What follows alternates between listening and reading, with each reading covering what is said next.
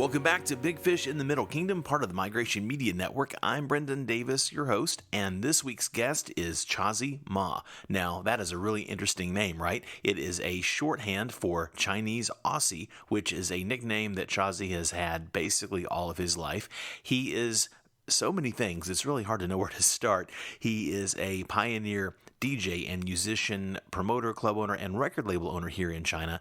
He is the co-owner of Oracle Projects Incorporated, which is a technology company. They are the world's leading innovator in the inflatable dome venue technology and special events category. They do some pretty insane things. I'm including a link to this in the show notes for you to check out. He is also the founder of Bong or Bang Events, depending on your English or Chinese pronunciation. They are a VIP events agency dealing with absolute top brands, Fashion Week, things like that. Most recently, Chozie has been curating and producing these extraordinary VVIP experiences for a very select and fortunate elite clientele. No Tuhao need apply, please, only old money, that you really have to hear about here just a little bit to believe. Now, in my travels, I have been fortunate to meet a lot of very accomplished, high-profile people, and in addition to being a diversified modern Renaissance man, Chozie is easily one of the most humble and friendly guys I've ever met as well, regardless of attainment, which is significant in his case. So it was a real treat to get to know him, to get him to share his thoughts on all the things above, and also I got to hear his rant on the general musical abomination that we both believe that EDM music often is. And we shared a glass or three of whiskey as we did all of this. It was so much fun. I want to give an extra special thanks and shout out to Chozie Ma, who is old friends with Chozie and introduced us because he thought we would get along and have a great show, and I think that we really did. Now, in other news, I have a special announcement. This week's show is sponsored by my very first online education offering, which is called the Complete Podcasting Course. And this is available on the learning platform Udemy, which is Udemy. And if you ever wanted to start or improve a podcast of your very own, I designed this course to give you everything you need to do that. The course is divided into 10 sections, and it includes 62 videos. That's right, 62 videos leading you through every step of the process. Now, the video quality ranges from a laptop webcam all the way up to 4K, depending on the lesson and the technology at hand. And you also get to watch me age a few years over the 4 hectic months it took me to do this and put it together between all these other projects lately on nights and weekends. So if you do check it out, I know you'll get a lot out of it, and I think you'll enjoy it as well. The list price is $199 US, but Udemy runs sales all the time, and that price comes down as low as $10. So what I'm doing is that I've included a link in the show notes for you to check out the course. If you're interested to buy it and it's not on sale, listeners of this show can contact me at any time, and I'll send you a coupon to buy it for $10 also, so you can always have that super cheap sale price. All right, that's all the preamble I have for this week. This is really a fun interview. There's a little air conditioning noise, and occasionally his Ai, who's trying to be really quiet in the background. Occasionally we hear a little house cleaning effort, but she did a great job, and it was so much fun to talk to Chozie. I think this is great. I think it's awesome. Please enjoy the interview with Chozie Ma.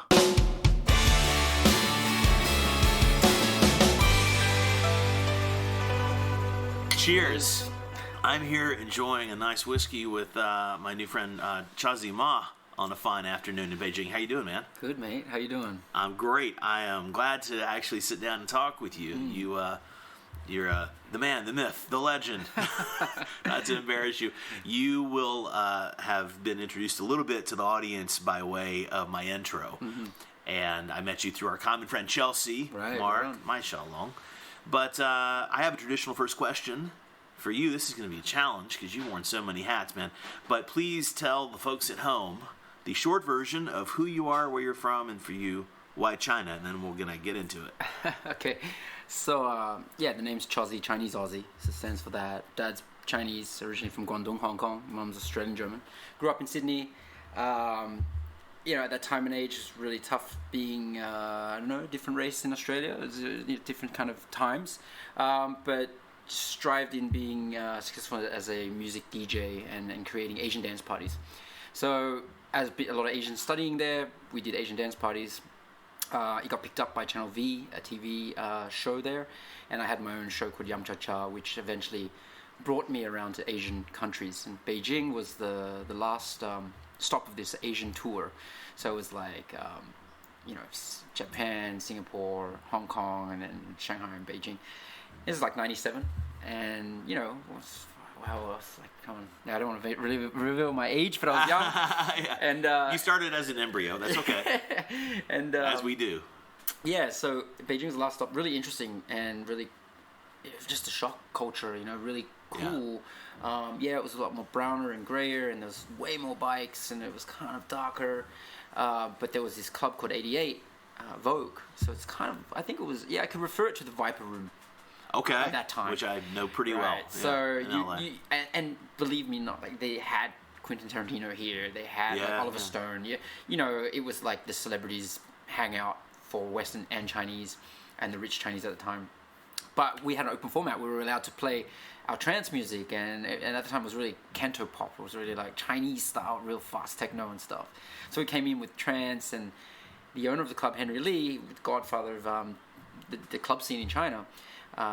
He basically said to me, why don't you go back to Australia and pack your things and come back here? Awesome. And I said to him, yeah, let's do that. So we went back to Australia 3-4 months later with my team, Yum Cha Cha team. Said, see you later, Mum and Dad. They said, you'll be back. We'll keep your car for you. We'll keep your belongings for you. Nice. And it's been 20 years. Has the car up on blocks now? I bet they must have got rid of that car a long time ago. They sold it to my neighbor. Awesome. That sounds like a wise choice, man. Yeah, so and it's also, I think it was, I wanted to get back to my roots, kind of understand China more. Growing up as an Australian Chinese in Aussie, but I was an Aussie. Yeah, kid, right. And I know the scene, I know the music, and it's different. We were doing rave parties there. At that time in China, it's an open field, a playing field. It was new. It was something exciting, and we were given the keys to this club to start marketing and branding the things that we learned from the Western culture. And it's just, we haven't looked back, so we've been here. Well, and we won't say your age. I mean, you're young. You're way young. You're way younger than me. So that's already chipping in your favor here.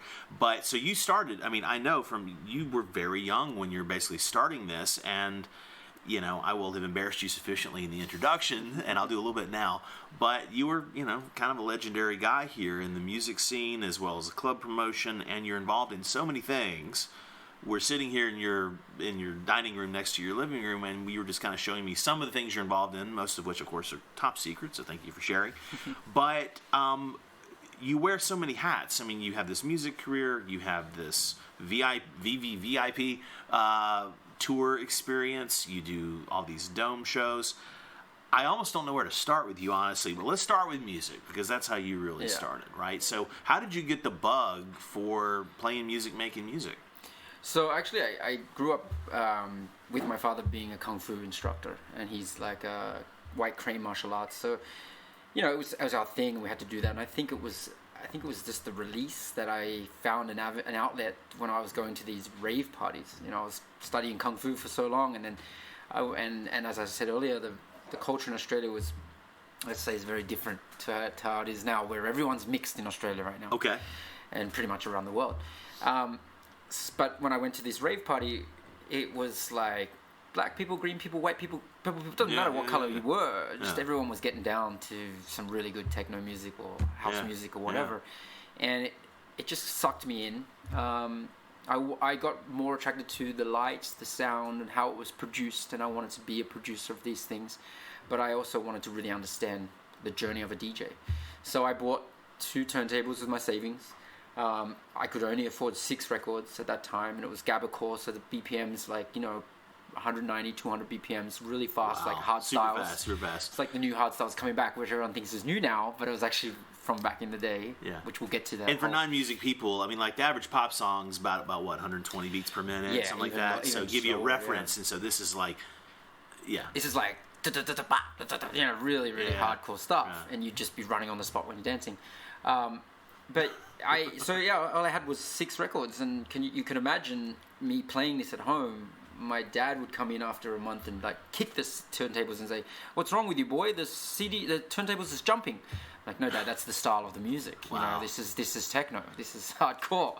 And then my mum would come in, "Yeah, it's pretty cool." And so then we just started. I kept going to clubs and watching DJs and thinking I got to develop my own style. So I'd go home and I'd practice 3, 4, 6 hours a day to develop my own mixing. Once I could beat mix, then I could realize I could go out and perform in a club. Right. But before that happened, Dad came in and said, "How about just give you some cash to buy a few more records, and then you can maybe advance yourself." There you go. Obviously, he wanted me to be maybe a doctor or a kung fu master or, the Asian route. But I stuck to my guns and went to clubs and was rejected, and then I thought, you know what? I'm just gonna start Asian dance parties. Awesome. And they became so big in Sydney that Western promoters and home nightclub from UK and Ibiza would come to us and say, "We want your events. Yeah. The Asian culture's hot. We want the girls to dress up in cheap houses. We want the kind of lanterns. We want all this stuff and the dragons and all that." So we started creating these theme events, which has got us into a bigger level on TV, and then started touring them and got a name. So it's just like the journey I fell into, the passion I wanted, and it gave me the love I needed at that time. And it's just, that's how the music developed. And obviously I worked harder at skills and trying to master different sounds, and then just everything's about timing. Just coming to China at that time, we were fortunate to be the ones to bring breakbeat and trance music to China. So we were very fortunate to just be able to express ourselves that way. And the crowd took it, and it just opened the door to another stage where I went to Taiwan and started doing albums and producing. I have a production background, so I did a BA in sound engineering. Right. We have this in common. And I don't have that degree, but I have a big background in sound engineering too. Right. We were talking about that a little bit earlier. Yeah, so it's just, and then I went to Taiwan, and there it was like the whole kind of music industry, real record label, it was tough. They threw me from record label to record label, and I think the last offer they were trying to sell me for like a ridiculous lowball me and keep me in a studio and remix 400 Taiwanese rock songs into dance music, where I'd never see the light of a stage. Wow. And it's just when I just gave up, what, this is like, what, you should be able to express yourself. And then there's all the media and all the paparazzi saying what you eat and all this kind of crazy stuff. Then Avex Records just came out of nowhere and just said, "Look, what do you want? We want to invest in an artist as a pop star DJ. Yeah. We haven't done this in Asia yet." Wow. I was like, is this a trick? Right. Like you guys what? And no, we'll just give you one album, 1 year deal. Go to town. Go for it. So we released Chozie 18. It was a full live breaks album, 3 turntable live mixing, house album, and a full EP with music video. And that just kind of really changed the game in Greater China at that time. And that ran for a couple of years, and then 2003 I said, I think I got to come back to the mainland, because I got here in 98, 99, 2000, end of 99, 2000, I went to Taiwan for 3 years. Right. And then when I came back 2003, we had opened Susie Wong's, at that time the most legendary, famous club in China, after 88 Vogue. Mm-hmm. And then 2004, it's when dance music, Shiva's music program kind of came in, and Gumti exploded with every day there's a top 100 DJ, and actually meant something then, because those DJs were people were following the trends of a house DJ or a trance DJ, or it's not like now where it's, he's number one, we got to go see him. Right. Oh, he's in the top 10, so we must buy a $10,000 ticket. Wow. Back in the day, it was still real. People will, they'll go out for the music, and that was good days of Beijing. Really enjoy that. So that was my kind of like journey and getting into the music and bringing that to Taiwan, China, Greater China. Wow. Yeah, it's kind of mind-numbing, and I'll make a sidebar. We're enjoying ourselves, enjoying a beverage. I think I said that at the top of the show. This is the benefit of being an artist, but you're also, you're a business guy, and so I'm not trying to rush ahead of the narrative, but I'm guessing, and from what we talked about in my research, I think that this started around the time that you sort of blowing up as a DJ. When did you start getting into doing, basically DJing, and putting these clubs together is event promotion? And so is that when that entrepreneurial part of your brain really, kind of came to the fore? And did you always have that? I think, I think from doing the events, the Asian dance parties, it was a real test. Like you're seeing what other people are doing. Like you're hired to go play some giant show, and you're the talent. Yeah. But then you see what the whole gig is like, and you're like doing the math of the people and how this works, seeing the stuff. I always had that wet dream when I was younger, when I was DJing, right? It was all about the DJing. Okay, I did live my moment, and of course I, got to my head at many stages because I was young and I was like the Asian top DJ, and you're living a really fast life, and things are just going way past you. You're not really caring about the next day. You're kind of just partying. Sure. You're making cash and you just. But then I think it got to about 2007, the Olympics was coming, and I had previous contacts with Oracle Projects, a company that I'm partners with now, and which has been going for 20 years. Event technology and creation, turnkey solutions. So it was always there. So we got involved with a lot of Olympic gigs, and I was producing, say, the Speedo Gold Medal party, the after parties for some of the houses. It was kind of like, oh, this is exciting, getting back to my old days when I produced events back in Australia. Yeah. So it was really exciting again. But I was still running a club, and after the Olympics, our club was in its prime. And about 2009, I just felt I needed a change. Around 2008 too, I started China's first dance label, PPC, Party People Committee, and that was the first. We had like $30 million investment from Changtian, Yule, Orange Sky Entertainment, and they, we had a full office, 80 staff. We had a hip hop side, we had a dance side. It's really cool. We were working with the world's best electronic leaders, and it was just when MySpace was still around, so we're kind of like going through MySpace and trying to use their content on our platform, and cross borders and things like that, and do secret shows and all that stuff. So we popped up at a lot of festivals, and it was cool. I just think that the investors, they didn't realize they need to push their artists into performances, not in just like making music in a studio. They got to be out there. That's where seats sell and make money, right? So you need to push the DJs out into these big events and promote them right. So we gave it a good run, and I was very fortunate to get my album, China's first solo dance album, Walking Backwards, out in 2007-8 for the Olympics. And that's like 14 songs of my 17 years of history at that time. So it's very eclectic. It's got some rock in there, it's got some funk in there, some hip-hop, some house, some everything. And it's all done with live production, symphony orchestra. I've heard lots of your tracks, and that stuff is really still cool. It was fun. It's out now, I guess, 11 years ago. Yeah, it's old. I was a liberal arts major. I'm trying to do the math. Okay. But dance music, the good thing is it can evolve. Sure. It always comes back hot. Sure. The good thing about it was we were able to open a door for this market and create platform for other artists, which is now Chinese artists are doing so well. They're getting so much exposure out of China, which is awesome. Then that kind of did, and I was really tired from the club. I sold my shares in the club, and I was just like, what am I going to do? Let's just take 6 months off, kind of rethink, and catch up on all those TV, DVD series. There you go. Alias was one of the big ones. I was a boom operator on Alias. There you go. I worked on Alias. All comes around. Yeah. So then it came to me, well, as you mentioned, I go to all these events and I see all these technologies and I see how people party. I looked at my club and thought, okay, I know all the ballers. They're my clients. I know I've got the technology company that does events. I got the music side. Like, why don't we combine this? So Bang was created. Bang Entertainment Producers in Chinese, Bang Yule. Right. So Bang came out as a VIP consulting agency. And then we just started rolling out like private events for high net worth clientele, my clients, rich people.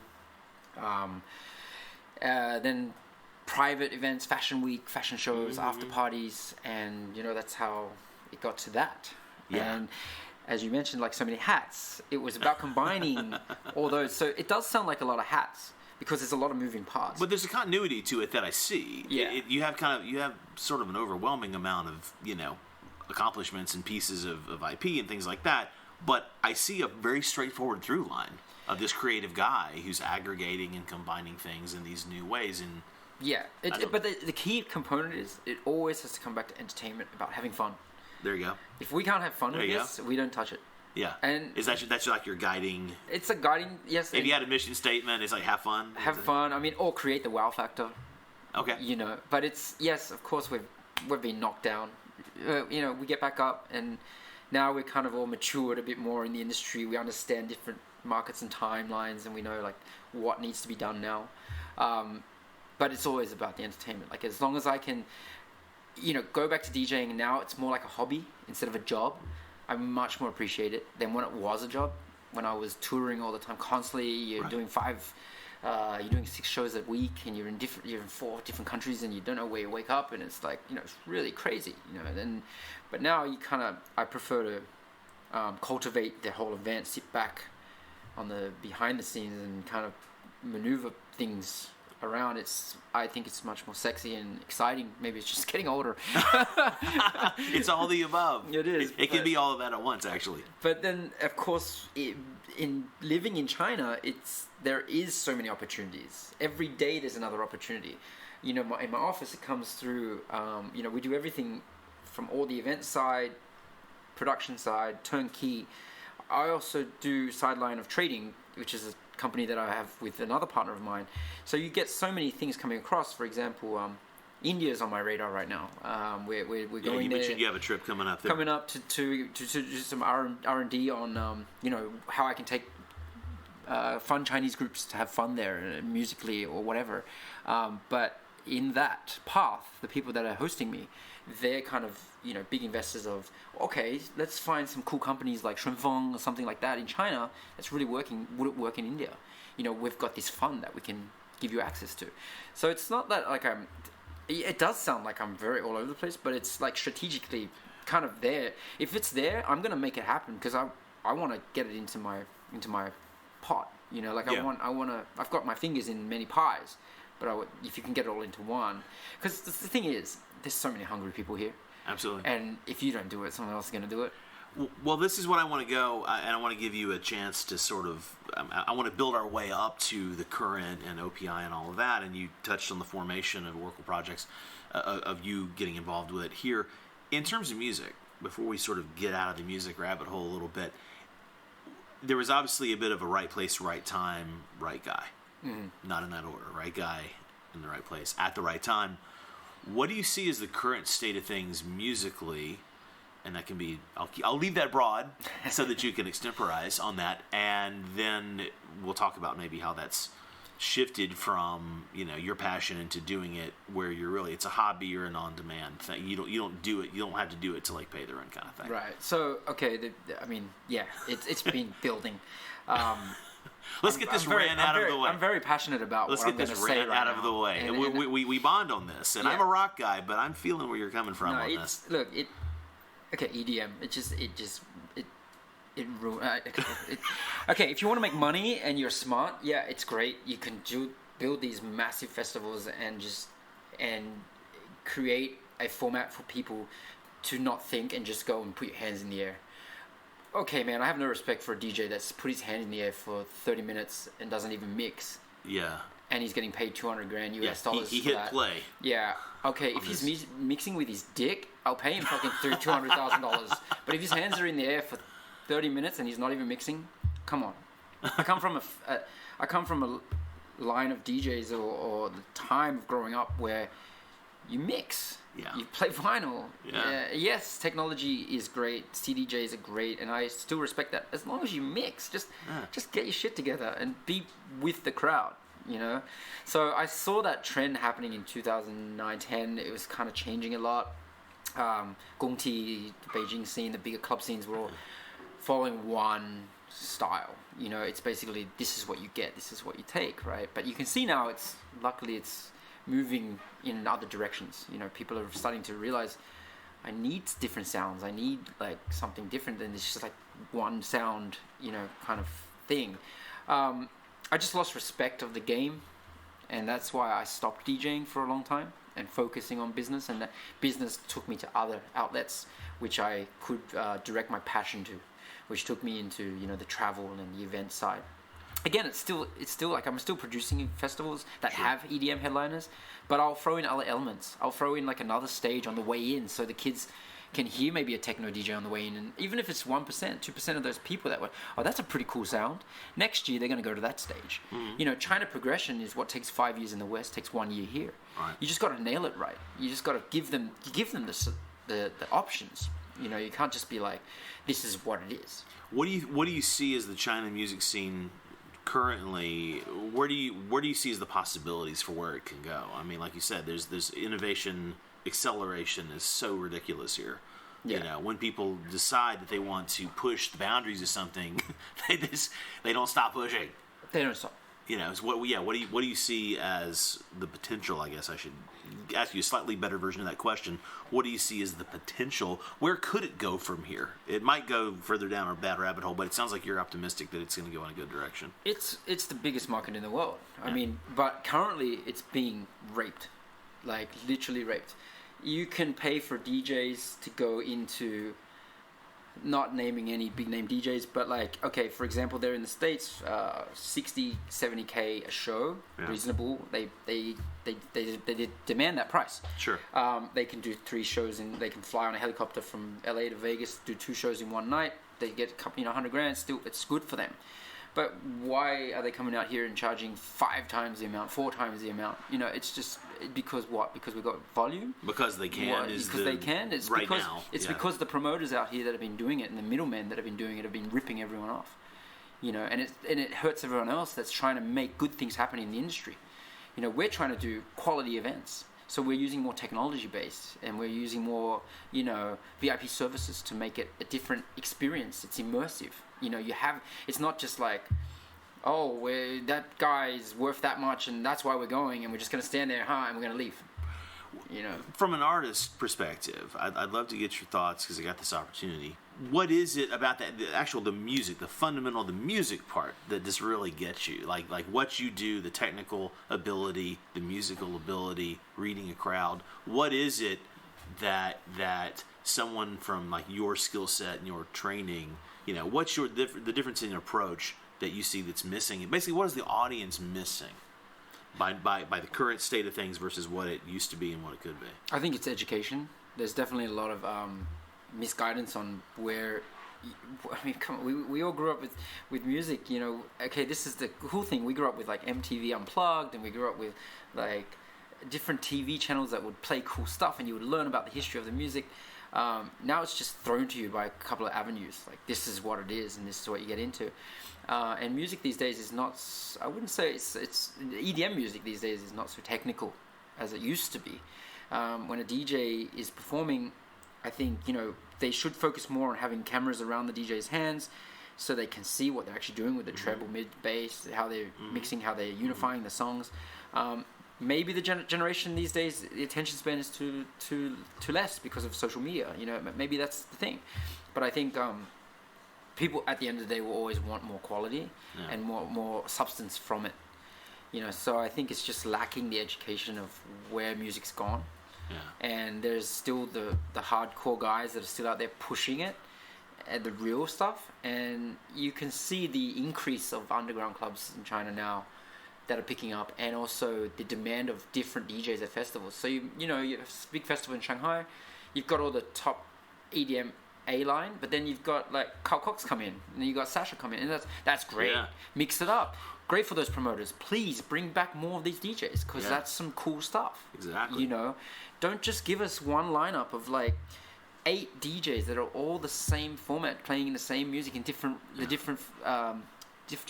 format, like different rows. Yeah, it's basically fashion models pressing play versus people who are actually cutting it up live, and if they screw up, you're going to hear it. You know, or these DJs come out here and please start working with Chinese artists. Don't just come out here and take the money and leave. Like, it's a massive market. You know, come out here and have longevity. Do you see some upcoming Chinese stars that have kind of got you excited, or there's some people that are on your radar that you love to give a little love to? Yeah, there's definitely a lot of people doing their thing. I mean, the hip hop thing's been a really tough movement. Sure. And now it's come back in a cleaner light. Right. And there's some really cool guys, Kung Ling Chi, Jeff Kong. You know, I met Jeff a few times. Yeah, really cool. They're keeping it real. They do understand there needs to be that commercial pop element, but they also have their underground side. They also have their roots to be able to, you know, switch it up, which is really cool. And I think the electronic DJs here, they're just doing their thing, but they're getting a lot of exposure in Berlin and a lot of places like that, but people don't really know it here, you know, but they are getting really good exposure out there. Awesome. So yeah, I think it's just, I think the next year or two is still going to be pretty washed out with EDM. Yeah. it's a given. It's a business. It's Sure. a proven business model. That's why people are investing crazy. But the problem with that is too many people are investing that don't understand it. So then they're missing out on certain qualities. Maybe the transport to the venue, maybe the toilets, maybe, not enough ice, not enough champagne. These are all these little key things that people forget. Well, and this will seg us into what you've been doing with your primary kind of business hat of OPI. Can you kind of give people the short version of what OPI is and what you've been up to? Because in the short version of this, it may take 20 minutes. That's okay. It's a great story. I loved the tour earlier, but yeah. So OPI is Oracle Projects International. My partner Chris Sefton and I, we formed it when he was about 17, I was about 15. We were doing raves. He was doing the lasers. I was doing the sound and the DJs. And, we were just having fun. And we just started realizing that technology was key at these events and sound quality. And this is back in Australia. This is back home in Australia. Yeah. And you basically, like you were telling me earlier, like Chris had kind of very sort of minimal ghetto laser set up. Yeah. He was started laser with boy. Okay. He'd turn up with one system, and then before you knew it, we had 10 systems and these huge multicolor 17 million color laser systems and doing mapping and all this kind of stuff. And then he moved into Singapore. I moved out here in 98. The company developed. 2005 we did Changi Mall in Lijiang. So he came to us, and we have these dome structures, 3D immersive domes, venues. So people are getting bored of hotel lobbies or ballrooms to do events. So we came up with these domes, and it's immersive. So you can just change the content, change the scope, all these kind of cool stuff. So Changi Mall came to us. We want your dome in Lijiang on this day. We're like, wow, okay, we got to do this. This is on. So we got it up, and it became a thing, and then the Beijing Olympics and G20 in Korea, and just these venues have gone up all around the world. But obviously with demand came, attention to quality and attention to newer technologies, newer products, and what people want. And we just developed this kind of services to a turnkey design solution company. So we'll build your content, we'll design your event, we'll roll out your event from every aspect. And then it just kind of, now we're developing it more into, all right, with Bang, my company, with the music side, and with the other the next contracts we have that are related to music, we will just incorporate everything under OPI as a new arm. So it's like the entertainment design that would build these turnkey solutions for festivals, for servicing events. Before that were mainly like car shows, fashion shows, right? All these high-end brands. But now we're looking at it, the China market.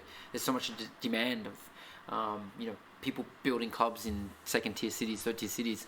They come to us and say we need help. We need to design this. We're like, okay, we'll be your design team. We'll design everything for you. We'll give the right tech, the right sound. These are key components that you need to run a club. So this is how we're evolving, and it's pretty cool.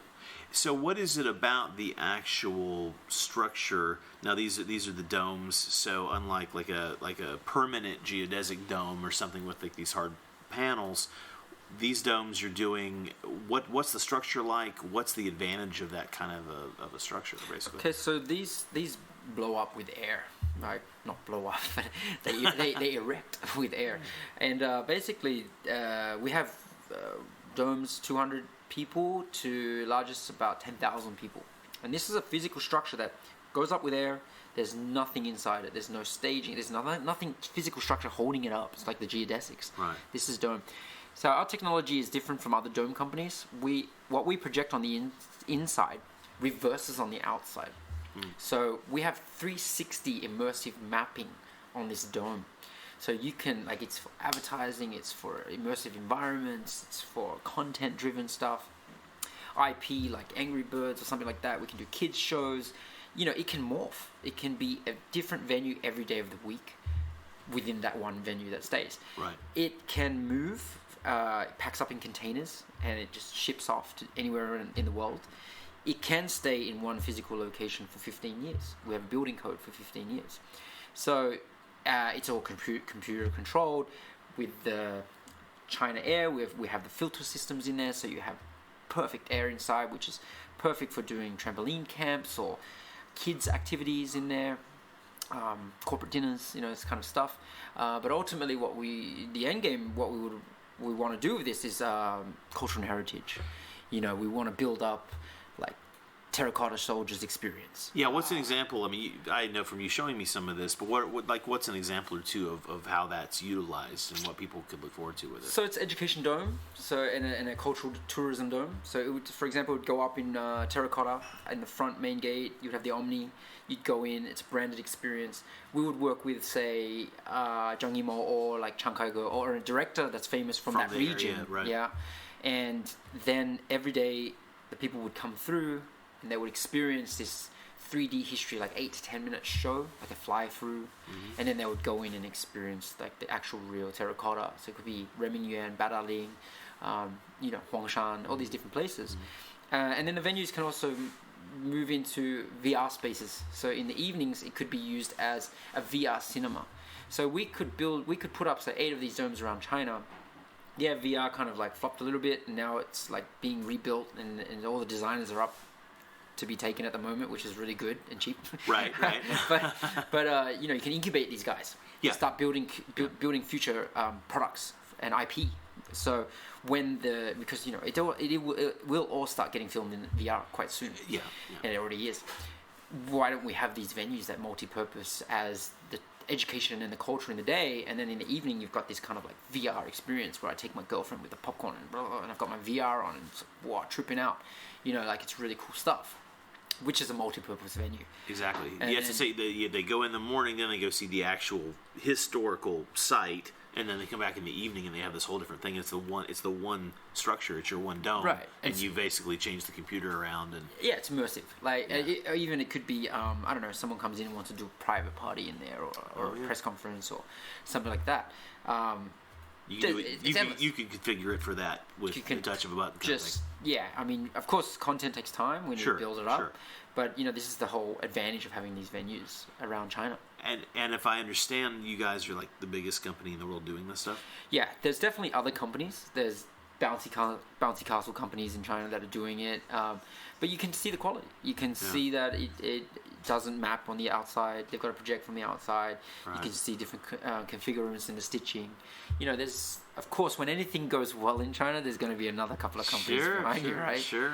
And of course, there's going to be another couple of companies. I totally haven't seen that or experienced it. Oh, wait, I have. Or have you ever seen another company use your website and your deck? I imagine you. Wow, you might have had that. I had a friend. I won't. He talked about it actually on the show, but a friend of mine talked about how he built a successful company here, and one day there was someone called, and basically some local people had decided to use everything, soup to nuts, like their logo, their decks.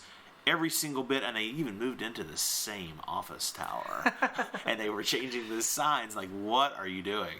Yeah. And they ultimately prevailed, but it's like, that was time and money I didn't need to waste. Well, this is a thing that happens a lot, and we spend a lot of time, going into proposals and pitches, and, doing a professional proposal is not cheap. Yeah, exactly. It's really expensive to render everything up and give it to the client, but then you're giving everything. You're giving your nuts and bolts to these guys, right? Exactly. And they just take it and give it to a cheaper company or whatever. But they always come back to you because the other company can't really get that. They can't execute it. And they didn't have the idea. It's a pain in the ass because you've done so much work and you just know where you're going. Well, this is a little bit of a digression. But we're going to end up talking about some pretty cool fancy stuff because we'll talk about your tour stuff. But curious about your thoughts, as much as you're comfortable, on that general train of thought. What do you think what are the big pain points for growth here in China for Chinese indigenous companies? Because I mean, you're partially Chinese ethnically, but you're an Aussie, and you're like me in that sense. I mean, you're a migrant here. Mm-hmm. So, what do you think is the let's say growth opportunity for the local companies to really take that step and not be, seen as being overly inspired? I think it's just it's accepted that they make these silly decisions that we take that we would not do in the West. But anyway, it's a different beast, and you got to understand. Sure, how it works absolutely. here. And I do understand it. So you got to have contingencies, and you got to have extra budgets to move and maneuver around the way they think. It's basically, I think it's pretty simple. A Chinese company has procurement department, it has finance department. Now these people, all they want to do is to show the boss that everything's happy, man. The numbers are good. Yeah. Even when the bosses come in and decision makers come in and say like, yeah, this is what we want to do, I approve. But when they disappear from that office, and the finances get in there, they're like, well, let's just go this route. It's better. And then it never evolves. It just keeps going around in circles. Then the cheaper man comes in, but it's kind of a race to the bottom. It's a race to the bottom. But I think these days, well, maybe in the whole history of time, the companies they actually have this extra budget. Yeah. Because they know for dealing with that. Yeah, and then you just got to go through it. I mean, I'm a company. We're a unique company. We're not a company with like. Okay, you can go to an events company here, and you have 100-something staff, or a couple of 100 people, just pumping proposals out for you. Sure. Yeah, great. That's awesome. I mean, your stuff seems a little more bespoke than that. It's bespoke, but the thing is, also many years ago, our process of how we dealt with people was, you know what? We're not gonna give you the full proposals anymore. We're gonna give you enough. It's gonna wet you, and our reputation speaks for itself. And the second thing is, how about you show me some good faith? I'm going to charge you a design fee, and that design fee is going to come back to you if you sign the contract with me, right? As long as I've I can pay for my team, I can respect my workers, the people that work 24 hours a day building renders for me for that client, that has 100 people pumping out these things, working at minimum wage, then okay, I see this client reputation is like, okay, I've given you that. No worries, here's your design contract. Okay, so fine, I like that. That shows love to me. So you've been able to. I'm not asking obviously your business details. I'm asking as the general on that train of thought. You have found because you have the reputation. You've actually been able to extract that design fee in these deals. This is like your standard operating procedure. Standard, but I can tell you, I lost more than 50% of my clients. Okay. Because they're like, well, we can go to anyone else, and they're going to give me 5 proposals till the end. Exactly. They're going to build me my proposal. Well, but you don't want this client. You don't want them anyway. Right. If that's how they're going to play. Obviously, at that time, I was still like finding my way. Right. Sure, you can't be a cavalier when you're starting. Yeah. Well, let me ask you this, and I appreciate you well answered a not great question that was a little tricky. So let me ask you this as sort of a follow-up. What would you suggest? What are some of the best practices? It's your fault you gave me a whiskey. I haven't had lunch. What would you say are some of the best practices for people coming from outside who want to deal with the local market based on things? Like how would you suggest kind of more generically that people come into here, and of course being respectful, understanding their differences, their cultural differences, it's real, doesn't mean it's bad, it just means it's different. But how should someone approach it from your point of view? Especially, you're doing big ticket, high impact, public facing stuff. Some people are building like a little company. You're doing stuff that touches a lot of people, basically. Yeah, well, okay, it's also, me being here 20 years, you have to really respect the culture. You can have a master's in studying Chinese overseas, and you could be better like speaking in Chinese than maybe some local people in certain aspects and ways that you discuss. But it's all about understanding the culture here in the business. It's a different beast. You gotta really meetings are tiring. They go on for a long time, and there's a lot of stress, and you've got to kind of respect that, understand that. Change for China, because China's not going to change for you. Because you're here, you're a guest in their house. And at the end of the day, even though there is certain things that maybe don't make sense or maybe delay things, but if you find your groove on how to work with certain partners or ways of how to get things done that is needed with a foreign entity that's needed in China, you can really do great. But the biggest, I feel the biggest downfall for a lot of people that come here is, China's not going to change for you. I mean, we add value. And if China definitely sees the value, especially with cultural, with education, with youth, with bringing new IP that's going to help China, it's accepted very generously. And this is the thing that you need to focus on. So in terms of what you're doing moving forward for your career and your life and your businesses here, as you said, music is something that you do as an artist and for passion, and you don't have to do that to kind of pay the bills, which is great. You have Oracle Projects, which is an ongoing concern with many cool things coming up IP-wise. And then you have this other avenue, which is your VVIP. Just VVIP. VVIP touring. VVIP, okay, did you that's say? on me, and you just said it. You just said it off mic too. You just said it off mic. So, what is that about? This is very interesting, and for most regular folks don't get to experience such things, but you are existing a bit in this rarefied world where you're curating really spectacular experiences.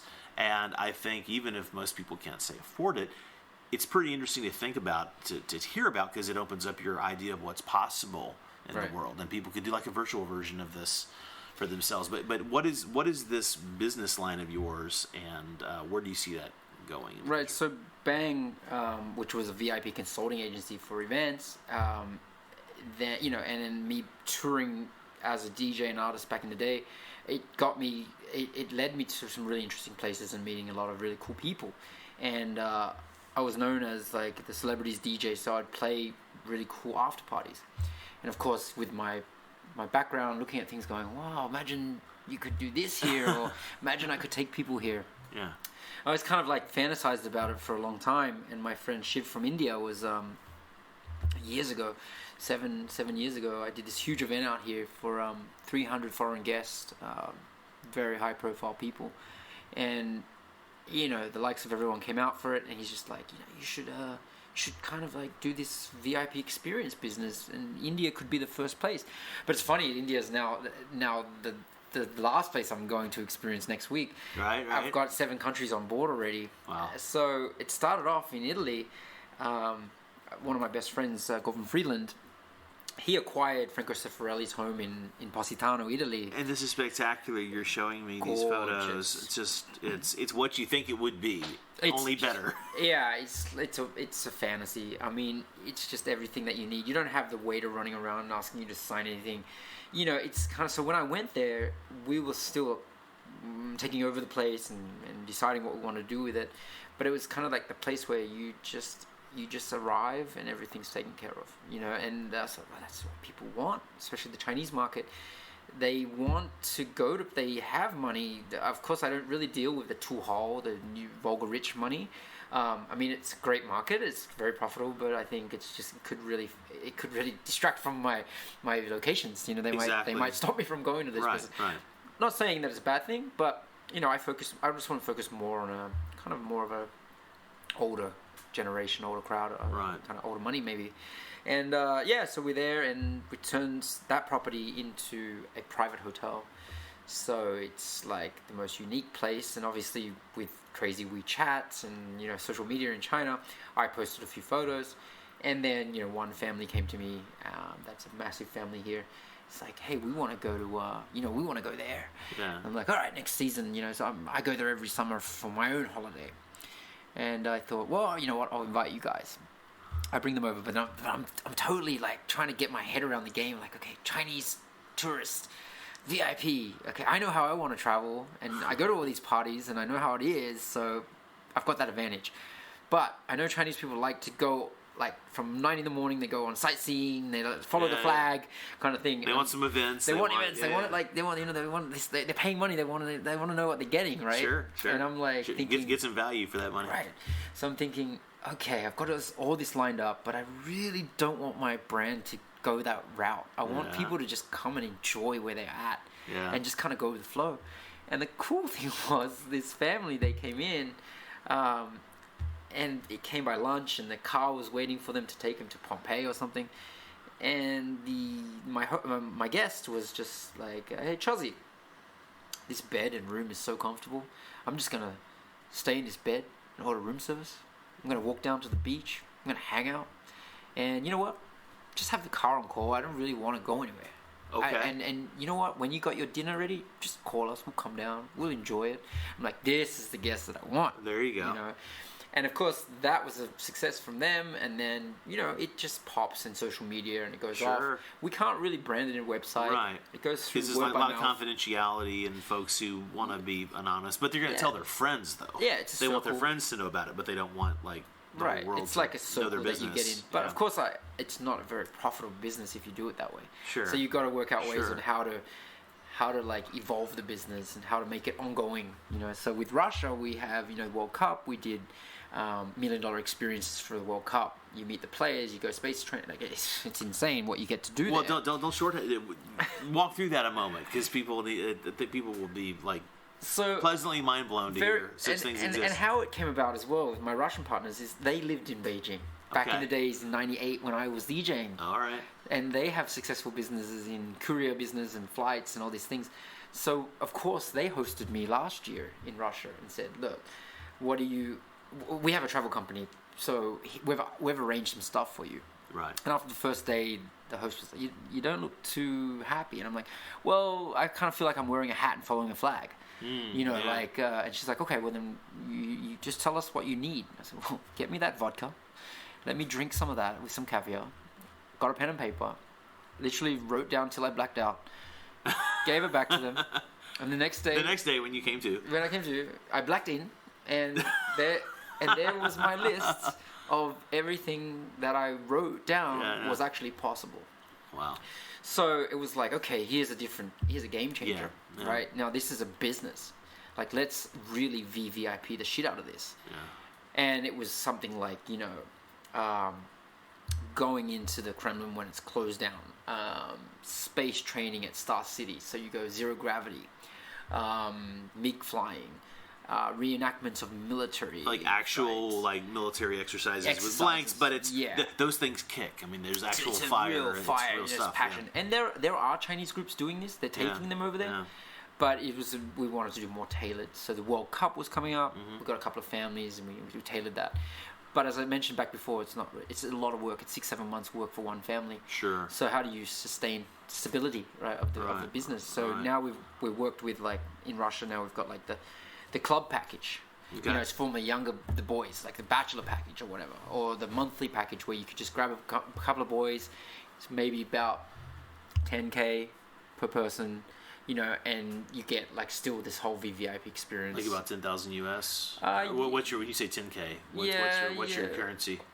I would say about 10K US. Are you using US as the I would denominator? Say so about 55K RMB, something like that.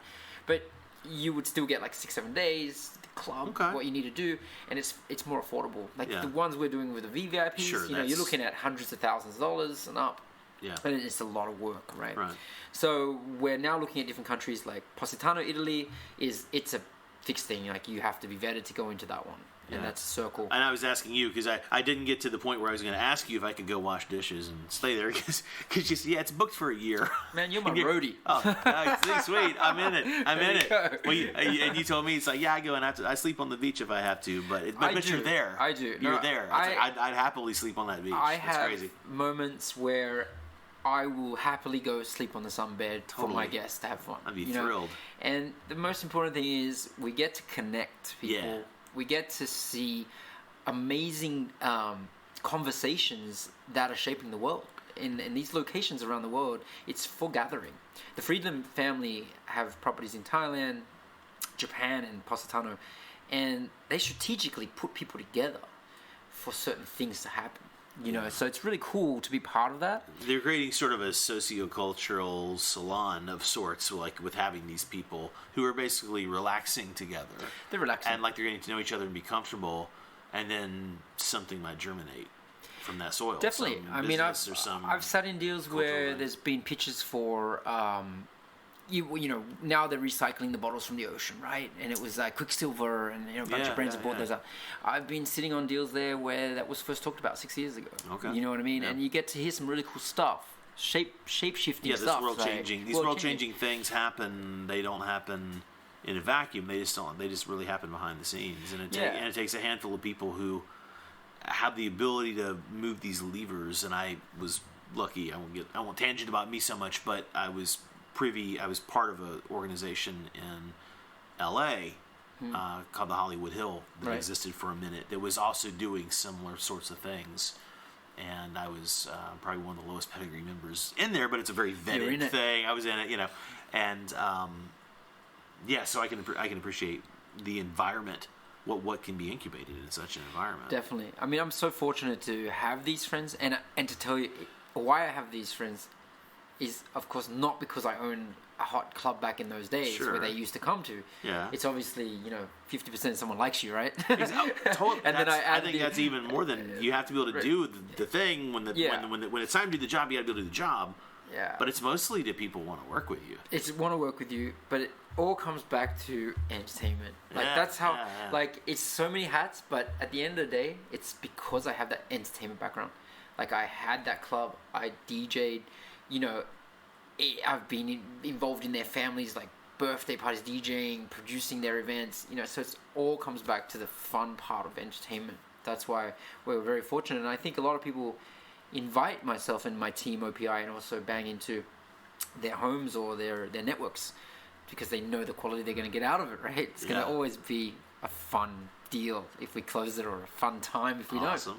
don't. So it's just it's a good journey, but it's just up and up. Like we're just thinking on what's the next step, which is the next country for India. It's the travel is definitely the main focus, bringing people. But is that sustainable? Is it like can I sustain like profitable business? No, but what I can do is bring the right people from China to the right people in India, and when they're traveling, that family in India will host them at their home for dinner, and then maybe a deal is done that is bringing some really cool Chinese good like Shunfeng, the delivery service or something cool that's happening here to India, because you got to think volume wise, market wise, market cap, everything's Opportunity's it's crazy. The opportunity there. You have to tweak some things, You but definitely tweak it, but at least start a dialogue. At least Yeah. start some investment to design something. We looked at Mobike going in there. Okay, it's not going to work. India's not going to work for the shared bikes, right? But things like the delivery service, or things like maybe some food service, or like there's so many cool stuff. So, people don't know that how much cool shit's happening in China. Yeah. People like there's. I just Well, love if they listen to this show, they get to hear little teases because exactly. I have these wacky people on who are involved in it, or like you who are talking about it, and But come on, when you're just it's standing pretty on the it's pretty street crazy. with your girl and you're like in a park and you just want to get a flower to her, you just to an app, boom, and 10 minutes later, like 15 minutes Somebody later, shows up on a bike. there's a dude on a bike with a flower, or like with a hot dog or whatever you want, like it's insane.